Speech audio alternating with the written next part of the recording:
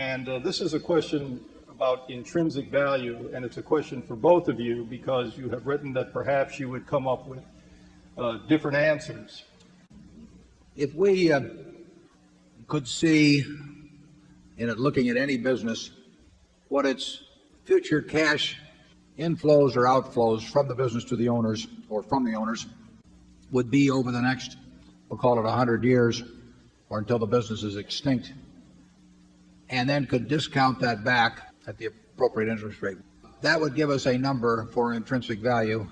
In other words, it would be like looking at a bond that had a whole bunch of coupons on it that was due in 100 years, and if you can see what those coupons are, you can figure the value of that bond compared to government bonds if you want to stick an appropriate risk rate in.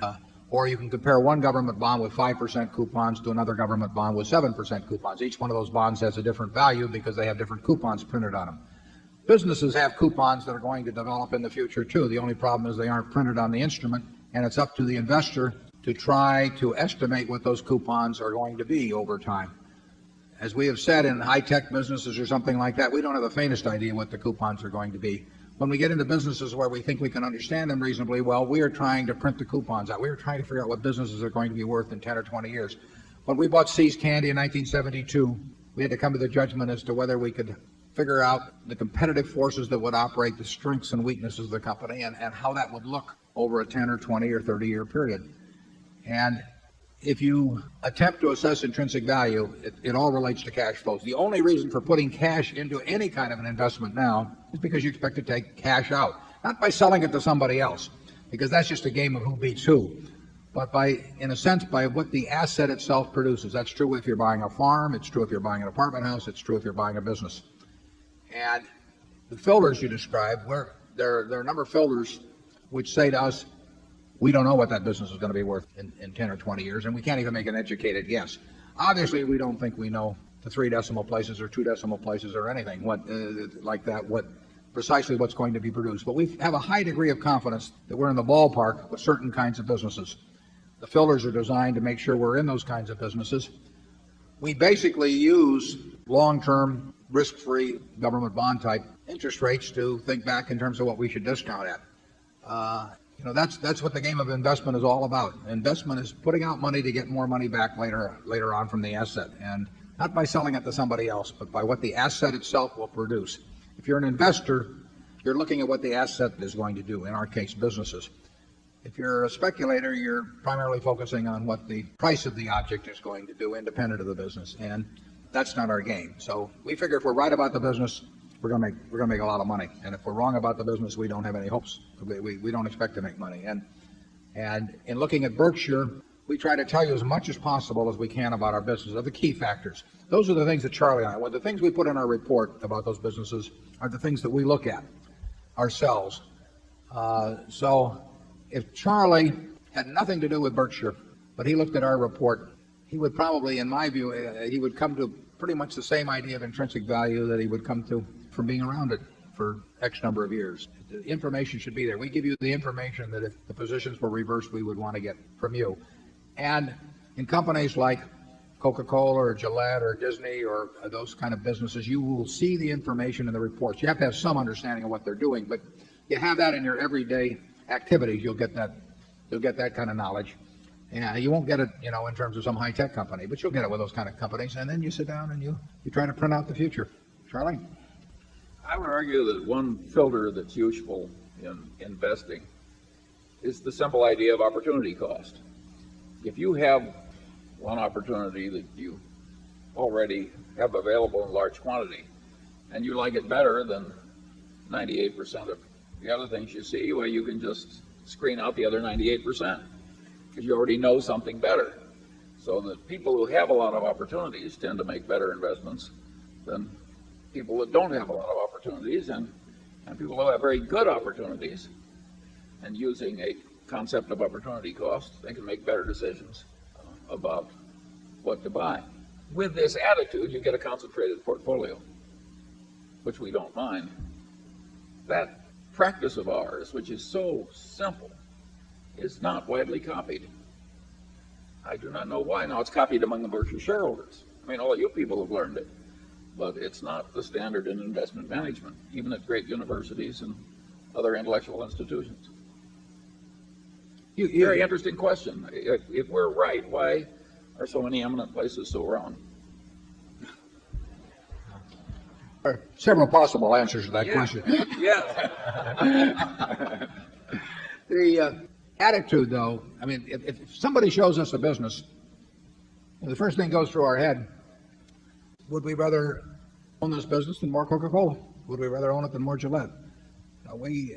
It's crazy not to compare it to things that you're very certain of. There's very few businesses that we'll find that we're certain of the future about as companies such as that. And therefore, we will want companies where the certainty gets close to that, and then we'll want to figure that we're better off than just buying more of those. If every management, before they bought a business in some unrelated field that they might not have even heard of, more than a short time before that's being promoted to them, if they said, is this better than buying in our own stock? Is this better than even buying Coca-Cola stock or something? There'd be a lot fewer deals done, but they tend not to measure. We try to measure against what we regard as close to perfection as we can get. Charlie?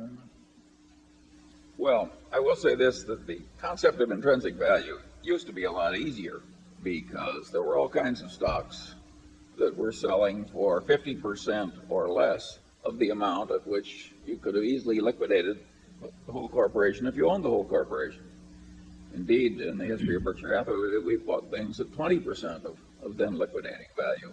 And in the old days, the Ben Graham followers could run their Geiger counters over corporate America, and they could spill out a few things, and you could easily see, if you were at all familiar with the market prices of whole corporations, that you were buying at a huge discount. Well, no matter how bad the management, if you're buying at 50% of asset value or 30% or so on down, you have a lot going for you.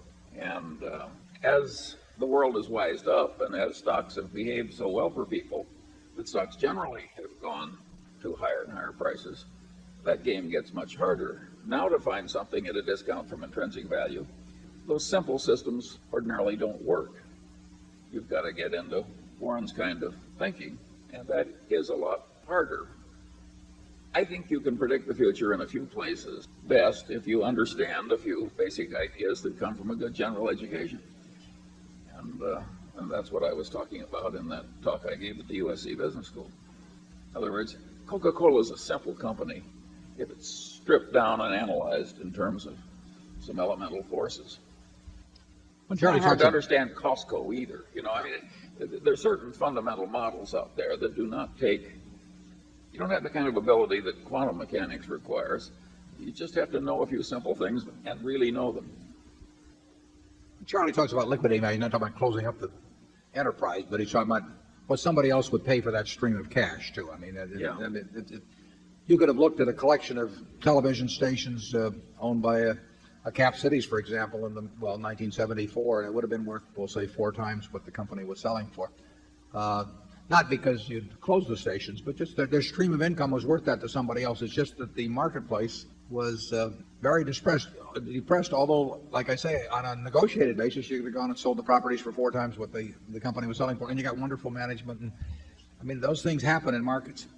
They will happen again. But part of investing and calculating intrinsic values is if you get the wrong answer when you get through. In other words, if it says don't buy, you can't buy just because somebody else thinks it's going to go up or because your friends have made a lot of easy money lately or anything of the sort.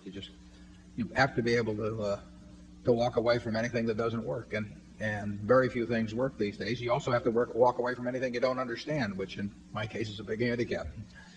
But you'd agree with Warren that it's much harder now. Yeah, but I would also agree that almost at any time over the last 40 years that we've been up on a podium, we would have said it was much harder in the past, too. But it is harder now. It's way harder. Part of it being harder now, too, is the amount of capital we run. I mean, if we were running $100,000, our prospects for returns would be, and we really needed the money, our prospects for return would be considerably better than they are running Berkshire. It's very simple. Our universe of possible ideas would expand by a huge factor. We are looking at things today that, by their nature, a lot of people are looking at, and there were times in the past when we were looking at things that very few people were looking at. But there were other times in the past when we were looking at things where the whole world was just looking at them kind of crazy, and that's a decided help.